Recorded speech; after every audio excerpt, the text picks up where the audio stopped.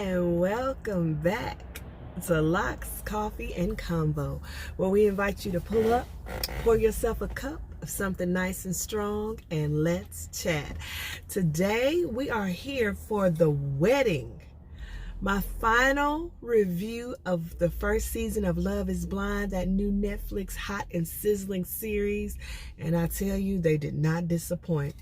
Our brew of the day is Juan Valdez, and my creamer for today is the Awake French Vanilla, the non-dairy creamer. It is really good.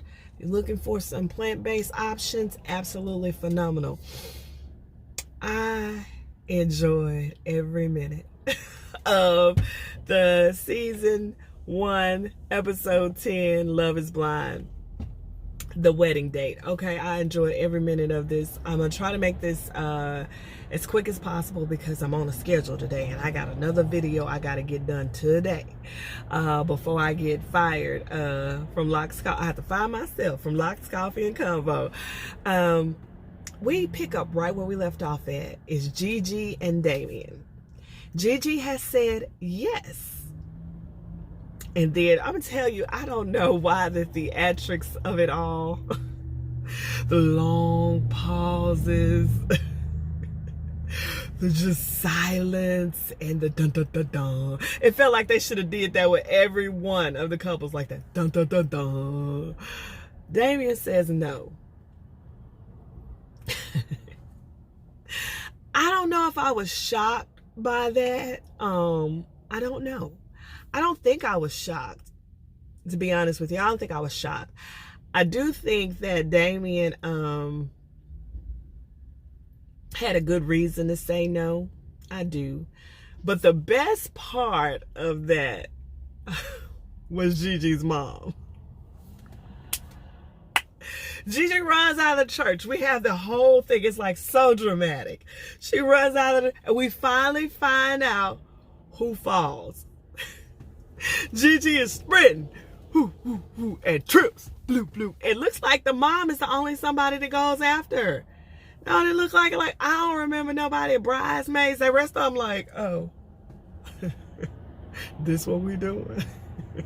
So, her mom follows after her, and her mom is beautiful. First of all, let's say that Gigi's mom is gorgeous. I'm talking about breathtaking. She has a beautiful gown on, face beat to the gods, hair down. And I said that she was pretty when we first met her, but the hair was up. But with that hair down, you could see that face, that cheekbone structure, honey. She was gorgeous. And she gave us everything we needed. She runs after Gigi. She tells Gigi, you should have been the one to embarrass him.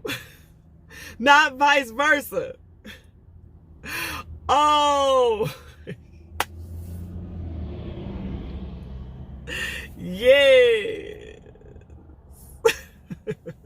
She's crying harder than Gigi. It was hilarious. I was like, oh, that's what we doing. So I don't know if I was shocked that he said no. He had his reasons. I really feel like she had been so hot, cold, up, down. It made sense for him to say no. It did. And she should have said no. We're not quite there. We're not quite ready. But she was beautiful. She had her gown on. I guess she was like, we're going to go through with this. Her mama was pissed. Then we had Kelly and Kenny, I believe it was. And Kelly didn't look like she was ready to get married. And I'm talking about in the physical sense. Like her makeup wasn't right. Her hair was pretty. Her dress was okay. Her sister looked really nice. Like her sister at the bridal shop looked, okay. But she looked really pretty. But Kelly didn't look physically like, I was like, what is they doing to her? That was clue number 1. And so she has a heart-to-heart with her sister. She tells her sister that she was not infatuated with Kenny the way she had been infatuated with men in the past. Another clue. So we get there to the wedding, and it's time, and her family's there. And I think it was her mom who said she had 4 glasses of champagne. She didn't care what happened. She was good. So we get there, and they have beautiful, every couple had this sort of speech before the vows, and Kenny's was very beautiful, very heartfelt. Kenny was in the wine cellar. He had his little red book, and he was really kind of just having those reflection moments. His mom came down, and he was just really, you could tell his heart was in it. We get there, they have their beautiful speeches, and Kenny says he does. You know, will you take Kelly? I do. Kelly, will you take Kenny? I don't. No. That'll be a no for me. So she doesn't want to go through it. Now, what I loved about their ceremony is that Kenny did a beautiful job. He was so on his grown man. He turned to the crowd. He addressed them. He was very cordial. Her family even said they really liked this guy. I was like, Kelly, are you sure? He was so mature, and he's attractive too. He's good looking. Yeah, I had a good look with the suit and the tux. He looked nice. Kelly, you sure? You sure? Her sister walked her out. We didn't have the dramatics of Gigi and Damian. They walk out, and now Kenny did get a little pissed in the wine cellar when they was trying to film him and ask him some questions. I'm like, shoot, my heart I don't blame you. You was real grown out there on the stage. They leave him alone. Leave him alone. But we had clues that Kelly was going to be a no, because she didn't give up that cookie. And I kept saying, maybe she's just being real virginal, or I don't know what the term is, and keep it for the wedding night. But nah, girl, you didn't get that cookie up because you know you wasn't going through with this. Ain't get him no cookie. I ain't gonna be his wife. So she says no. So, but it wasn't as dramatic as the Darren and Gigi moment at all. Then we get to Barnett and Amber. So Barnett calls Amber the day of and tells her he got cold feet. And I can understand that. Because if you don't have cold feet going into something like this, something wrong with you. I don't care. Somebody, it was Gigi who had sent Damian some socks to warm his feet up. I was like, they all needed them socks. You know the thick socks they buy you at Christmas time with the fur on them? All of them needed that, because I don't know how you not have cold feet marrying somebody that you don't know that well. You know, I know they had their pod experience, but come on, this is pretty quick. In 4 weeks, yeah, all my socks. But she's calling after they have that confrontation. She's calling him. She calling him. He won't answer. Girl, I'm like, Amber. Ooh, Amber. But she going to get dolled up. She was a pretty bride.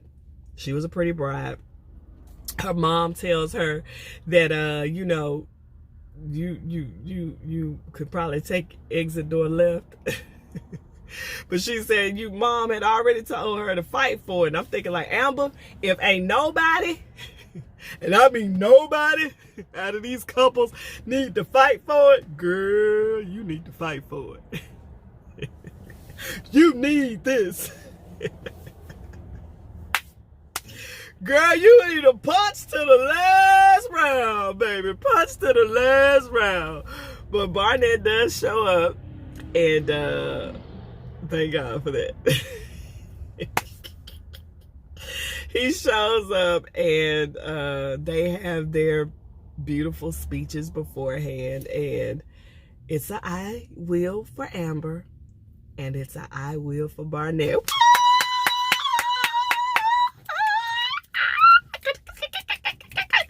And I think they are a beautiful couple.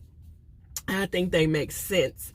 And I was happy to see them go through with it. Their issues, from everything we could see, really were just, the red flags were just finances. And finances do destroy relationships. We all know that. They do. But if you go into it not blind, they're young, healthy. She can get a job. He's got a good job. He's got either owns his home or buying his home. So they're really in really good shape. I mean, she's a smart girl.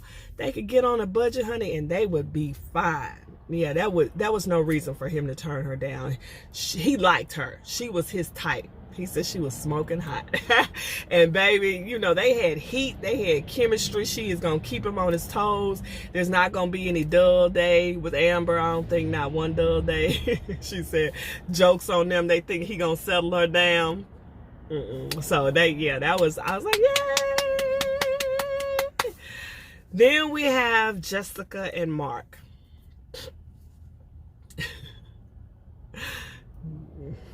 Why? Were they contractually obligated to show up to the wedding day? That's the only thing that makes sense about this. Why? So she gets there. She gets dolled up. Somebody, another vlogger had on their video that the folks on her side look like extras, all extras. Did Jessica have anybody there? Now, his folks was there. His mother was there, and she was sweet. She seems really, really sweet, but she seems like she got a little heat to her. Like, we should have saw more of her. Like, I'd like to see some more of her. She seemed to, you know, would be very entertaining. His dad was there, but honey, them folks on her side... Somebody says all extras. Girl, they was extras. Jessica ain't called a friend. The friends that she met at the bar wasn't the same friends that was there that day. That was, girl. Did you tell Netflix, I better get somebody in there? It doesn't matter to me. No. Why? So she gets caught up. Mark tell his mom that, you know, his mom has some reservations, but he tells his mom he loves her. And I feel like Mark did feel like Jessica was his dream come true. What he had been waiting for, the one he had been praying for. Here goes the problem. She didn't want you at all. When I tell you she didn't want you at all, when you watched that playback, you was madder than the mud. She didn't want you at all.